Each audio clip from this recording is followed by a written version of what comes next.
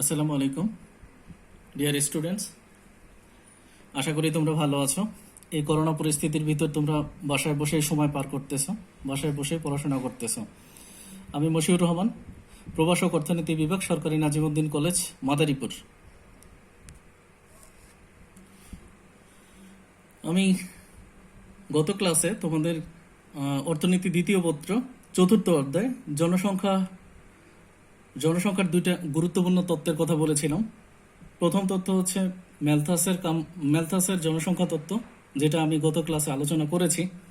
আজ তোমাদের জন্য দ্বিতীয় তত্ত্ব, যেটা কাম্য জনসংখ্যা তত্ত্ব নামে পরিচিত, এই তত্ত্ব সম্পর্কে তোমাদের বিস্তারিত ধারণা দেওয়ার চেষ্টা করব। তো কাম্য জনসংখ্যা তত্ত্বটা একটা আধুনিক তত্ত্ব, জনসংখ্যার একটা আধুনিক তত্ত্ব। আধুনিক অর্থনীতিবিদগণ কাম্য জনসংখ্যা তত্ত্ব সম্পর্কে আলোচনা করেছেন। গ্রিক দার্শনিক প্লেটোর চিন্তায়ও কাম্য জনসংখ্যা তত্ত্ব সম্পর্কে ধারণা পাওয়া যায়। কাম্য জনসংখ্যা তত্ত্বের জনক হিসেবে জন ডাল্টনকে বিবেচনা করা হয়, তবে কার্ল স্যান্ডার্সের বক্তব্যটি কাম্য জনসংখ্যা সম্পর্কে অধিক তাৎপর্যপূর্ণ বিবেচনা করা হয়। এজন্য কার্ল স্যান্ডার্সের তত্ত্বকেই কাম্য জনসংখ্যা তত্ত্ব হিসেবে বিবেচনা করা হয়। আমরা এখন দেখব যে কাম্য জনসংখ্যা তত্ত্বটা কি। তো আমরা এখন দেখব যে কাম্য জনসংখ্যা বলতে আসলে কি বোঝায়, কাম্য জনসংখ্যার মূল বক্তব্যটা কি। কাম্য জনসংখ্যা বলতে জনসংখ্যার এমন একটা স্তরকে বোঝানো হয় যেখানে একটা দেশের উৎপাদন এবং মাথাপিছু আয়টা সর্বোচ্চ হয়। একটা দেশে জনসংখ্যা কম বা বেশি হতে পারে, তো কম বা বেশি জনসংখ্যার মাঝারি অবস্থাকে বলা হয় কাম্য জনসংখ্যা। দেশের জনসংখ্যা যদি কাম্য জনসংখ্যা অপেক্ষা কম বা বেশি হয়, তাহলে সেই দেশের উৎপাদন এবং মাথাপিছু আয় সর্বাধিক হতে পারে না। ব্যাপারটা হচ্ছে, যদি কোনো দেশের প্রাকৃতিক সম্পদের তুলনায় জনসংখ্যা কম হয়, তাহলে প্রাকৃতিক সম্পদকে সুষ্ঠুভাবে কাজে লাগানো যায় না। আর যদি কোনো দেশের জনসংখ্যা প্রাকৃতিক সম্পদ অপেক্ষা বেশি হয়, তাহলে সেখানে দুষ্প্রাপ্যতা দেখা দেয়। তোমরা জানো সম্পদের সীমাবদ্ধতা আছে। তাই প্রাকৃতিক সম্পদকে সুষ্ঠুভাবে কাজে লাগানোর জন্য একটা নির্দিষ্ট পরিমাণ জনসংখ্যা প্রয়োজন। এই নির্দিষ্ট পরিমাণ জনসংখ্যাকেই আমরা কাম্য জনসংখ্যা বলি। অধ্যাপক ডাল্টন, যাকে আমরা কাম্য জনসংখ্যা তত্ত্বের জনক হিসাবে অভিহিত করি, তার মতে কাম্য জনসংখ্যা হলো তা যা মাথাপিছু আয়কে সর্বোচ্চ করে। তার মানে বুঝতে পারতেছ তোমরা যে একটা দেশের জনসংখ্যা বেশি হওয়া বা কম হওয়া দুইটাই হচ্ছে দেশের জন্য বিপজ্জনক। তাহলে একটা দেশে ওই পরিমাণ জনসংখ্যা প্রয়োজন যেই জনসংখ্যাটা তার প্রাকৃতিক সম্পদের সাথে সামঞ্জস্যপূর্ণ। ওই জনসংখ্যাটা যদি হয়, তাহলে ওই দেশটা তার প্রাকৃতিক সম্পদকে সুষ্ঠুভাবে ব্যবহারের মাধ্যমে উৎপাদন সর্বোচ্চ করতে পারে এবং মাথাপিছু আয় সর্বোচ্চ হয়। এবং এর ফলে যেটা হয় যে তার ওই দেশের মানুষের জীবনযাত্রার মানটা সর্বোচ্চ হয়। তো আমরা দেখলাম কাম্য জনসংখ্যা কি। এখন আমরা দেখি যে কাম্য জনসংখ্যার পরিমাপ কিভাবে করে। অধ্যাপক ডাল্টন, ইতিমধ্যে তোমরা নাম শুনেছ, কাম্য জনসংখ্যা তত্ত্বের জনক হিসাবে পরিচিত। তো অধ্যাপক ডাল্টন কাম্য জনসংখ্যা পরিমাপের জন্য নিম্নের সূত্রটি প্রদান করেন। সূত্রটি হচ্ছে m equal a minus O divided by O. এক্ষেত্রে m হলো ম্যালঅ্যাডজাস্টমেন্ট মানে হচ্ছে অসামঞ্জস্যের পরিমাপ। a মানে অ্যাকচুয়াল পপুলেশন, প্রকৃত জনসংখ্যা। ও হচ্ছে অপটিমাম পপুলেশন, কাম্য জনসংখ্যা। ঠিক আছে? আর এখানে তো মনে রাখতে হবে যে ডাল্টনের সূত্রটা কি, m equal a minus O divided by O. এখন m এর মানের উপর নির্ভর করবে যে একটা দেশের জনসংখ্যা কি কাম্য জনসংখ্যা হয় না কাম্য জনসংখ্যা অপেক্ষা কম বা বেশি হয়। m এর মানটা যদি ধনাত্মক হয়, তাহলে আমরা ধরে নিব যে ওই দেশের জনসংখ্যা অধিক, এম এর মানটা যদি ঋণাত্মক হয় তাহলে আমরা ধরে নিব যে ওই দেশের জনসংখ্যা কম, এবং এম এর মান যদি শূন্য হয় তাহলে ওই দেশের জনসংখ্যা কাম্য জনসংখ্যাকে নির্দেশ করবে। তোমরা নিশ্চয়ই বুঝতে পারতেছো। M equal A minus O divided by ও।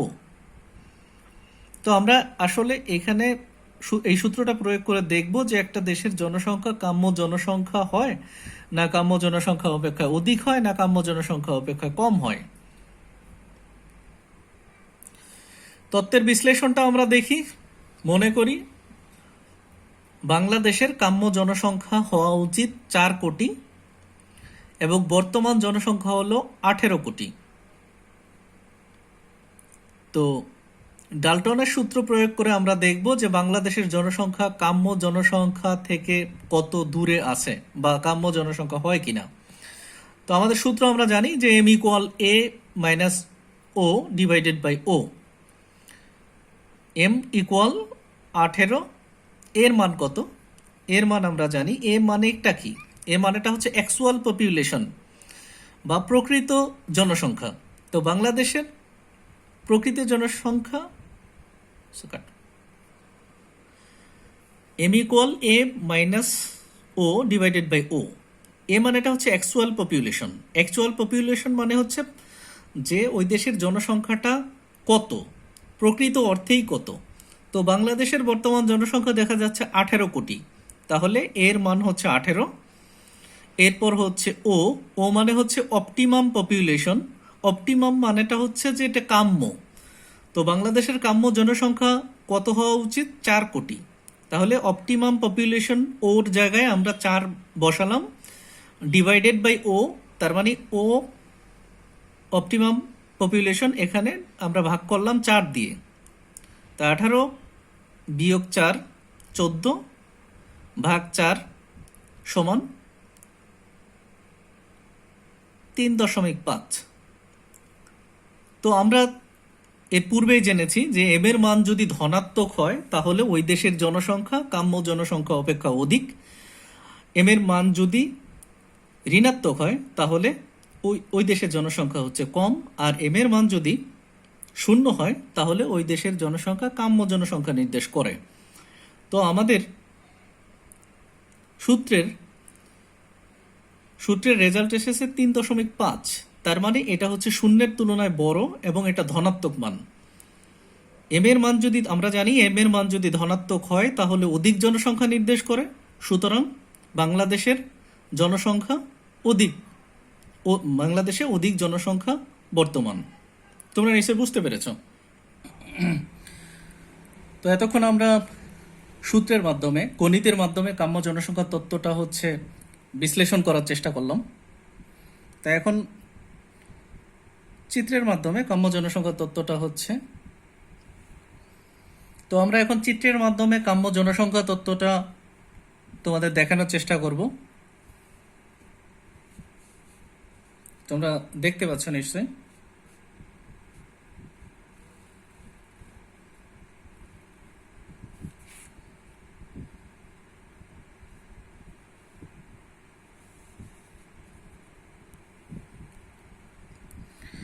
আমরা ভূমি অক্ষে দিব জনসংখ্যা,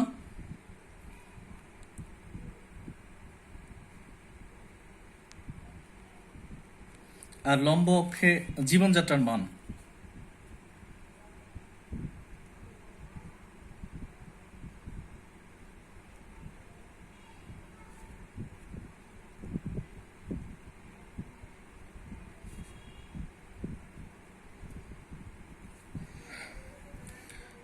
ভূমি অক্ষে আমরা জনসংখ্যা দেখাচ্ছি আর লম্ব অক্ষে জীবনযাত্রার মান দেখাচ্ছি। তো আমরা একটা রেখা আঁকবো একটু বক্রাকৃতির।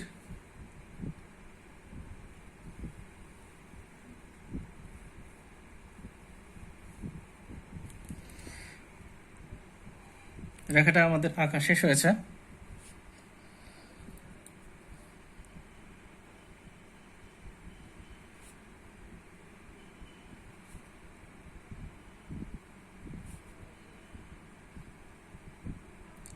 একটা লম্ব আঁকছি।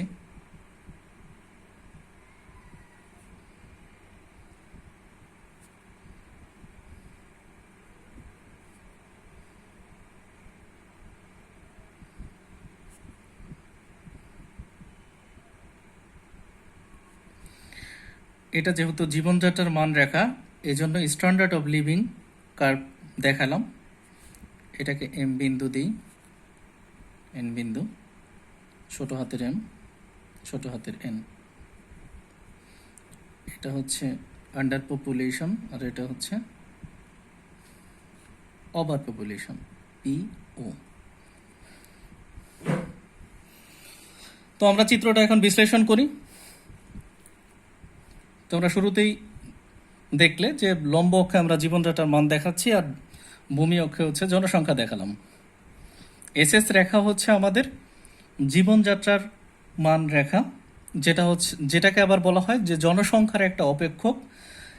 তার মানে কি? তার মানেটা হচ্ছে জীবনযাত্রার মানটা এখানে হচ্ছে নির্ভর করতেছে হচ্ছে জনসংখ্যার উপর। জনসংখ্যা এখানে স্বাধীন চলক হিসেবে ব্যবহৃত হচ্ছে, আর জীবনযাত্রার মানটা হচ্ছে অধীন চলক হিসেবে ব্যবহৃত হচ্ছে। এখন আমরা দেখতে পাচ্ছি যে এখান থেকে এই পর্যন্ত জনসংখ্যার স্তর যদি ও এন পরিমাণ যদি জনসংখ্যার স্তর হয়, জনসংখ্যা যদি এই পর্যন্ত হয়, তাহলে জীবনযাত্রার মান নির্ধারিত হবে এম বিন্দুতে, যেহেতু এটা আমাদের জীবনযাত্রার মান রেখা। তাহলে জনসংখ্যা যদি ও এন স্তর পর্যন্ত হয়, ও এন লেভেল পর্যন্ত হয়, তাহলে আমাদের জীবনযাত্রার মান এম বিন্দুতে, তার মানে সর্বোচ্চ জীবনযাত্রার মান নির্ধারিত হয় যখন হচ্ছে ও এন পরিমাণ জনসংখ্যা হয়। ওকে, তাহলে ও এন পরিমাণ জনসংখ্যাটাই হইতে পারে আমাদের কাম্য জনসংখ্যা। এরপরে আমরা দেখি, যদি আমাদের জনসংখ্যা লেভেলটা হচ্ছে এই কাম্য জনসংখ্যার তুলনায় কম হয়, ও পি ইউ এই লেভেলের জনসংখ্যাটাকে যদি আমরা চিন্তা করি, তাহলে ও পি ইউ মানে হচ্ছে আন্ডার পপুলেশন, কম জনসংখ্যা। ও পি ইউ এই লেভেলটা যদি হয়, অথবা যদি ও পি ও ওভার পপুলেশন, তার মানে অতিরিক্ত জনসংখ্যা। ও পি ইউ কম জনসংখ্যা নির্দেশ করে, আন্ডার পপুলেশন, আর ও পি ও ওভার পপুলেশন বা অধিক জনসংখ্যা নির্দেশ করে।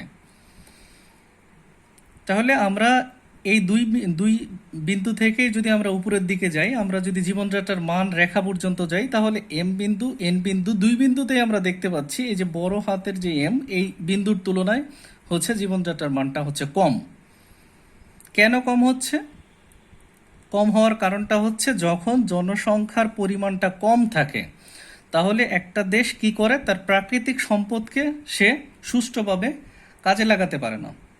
তো প্রাকৃতিক সম্পদকে যদি সে সুষ্ঠুভাবে কাজে লাগাতে না পারে, তাহলে জীবনযাত্রার মান অধিক হওয়া ওই দেশের পক্ষে সম্ভব না।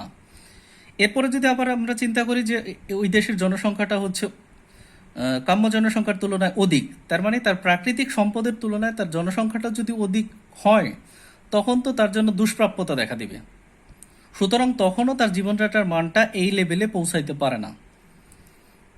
তাহলে আমরা দেখতে পাচ্ছি যে জনসংখ্যার স্তর যদি কম হয় বা জনসংখ্যার স্তর যদি বেশি হয়, তাহলে দুই ক্ষেত্রেই হচ্ছে আমাদের জীবনযাত্রার মানটা হচ্ছে কম হচ্ছে।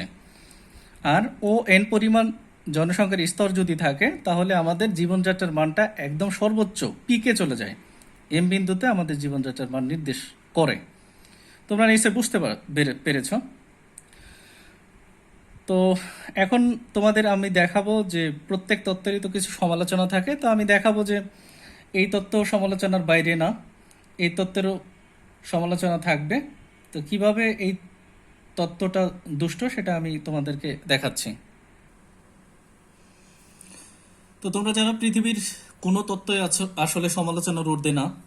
তো কাম্য জনসংখ্যা তত্ত্বেরও কিছু সমালোচনা আছে। তো সমালোচনাগুলো হলো, 1 নম্বর সমালোচনা, বাস্তব তত্ত্ব নয়।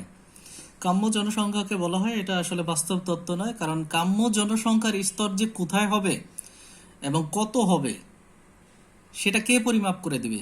যে একটা দেশের কাম্য জনসংখ্যা যে কত হবে সেটা নির্ণয় করাও কঠিন এবং সেটার স্তর পরিমাপ করাও কঠিন। 2 নম্বর সমস্যাটা হচ্ছে মাথাপিছু আয় নির্ধারণের সমস্যা। তো যেহেতু কাম্য জনসংখ্যা তত্ত্ব মাথাপিছু আয় এবং জীবনযাত্রার মানের সাথে জড়িত, তো মাথাপিছু আয় নির্ধারণে কোনো কারণে যদি ভুল হয়, তাহলে কাম্য জনসংখ্যাকে সন্দেহজনক করে তোলে, কাম্য জনসংখ্যার পরিমাপটা সন্দেহজনক করে তোলে, বা এখান থেকে আমরা সুস্পষ্ট ধারণা লাভ করতে পারি না। 3 নম্বর সমস্যাটা হচ্ছে কাম্য জনসংখ্যা চলমান বিন্দু। এটা একটা মজার ব্যাপার যে একটা দেশের যদি ক্রমাগত উন্নয়ন হতে থাকে তাহলে নিশ্চয়ই ওই দেশের মাথাপিছু আয় এবং জীবনযাত্রার মানের পরিবর্তন ঘটা খুবই স্বাভাবিক। কিন্তু আমরা যখন কাম্য জনসংখ্যা তত্ত্ব চিন্তা করি তখন একটা স্থির স্থির কোনো স্তর, জনসংখ্যার কোনো স্থির স্তর বিবেচনা করি।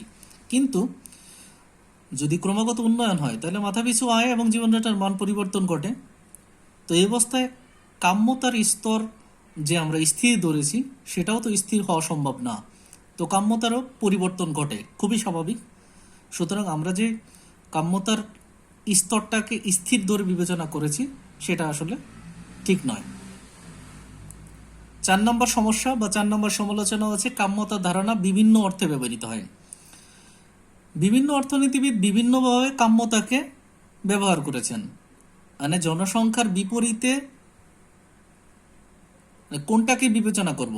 জনসংখ্যার বিপরীতে অর্থনৈতিক কল্যাণ বিবেচনা করব, না জীবনযাত্রার মান বিবেচনা করব, না প্রকৃত আয় বিবেচনা করব? এখানে বিভিন্ন অর্থনীতিবিদ বিভিন্নটাকে জনসংখ্যার বিপরীতে দেখিয়েছেন। এর ফলে কাম্যতার কাম্য ধারণা নিয়ে দ্বন্দ্ব আছে। তো মোটামুটি এই হলো তোমাদের কাম্য জনসংখ্যা তত্ত্ব। তো কাম্য জনসংখ্যা তত্ত্ব ম্যালথাসের জনসংখ্যা যেমন বহুবিধ দোষে দুষ্টু, কিন্তু কাম্য জনসংখ্যা তত্ত্ব আসলে বাস্তবতা ভিত্তি আছে। যদিও সমালোচনায় দুষ্ট প্রত্যেক তত্ত্বের মতো, কিন্তু এর আসলে বাস্তবতা আছে। তো এই হলো কাম্য জনসংখ্যা তত্ত্ব। তো এর পরবর্তীতে অন্য কোনো অধ্যায়ের অন্য কোনো বিষয় নিয়ে তোমাদের সাথে আলোচনা হবে। সেই পর্যন্ত তোমরা ভালো থেকো, সাবধানে থেকো। আল্লাহ।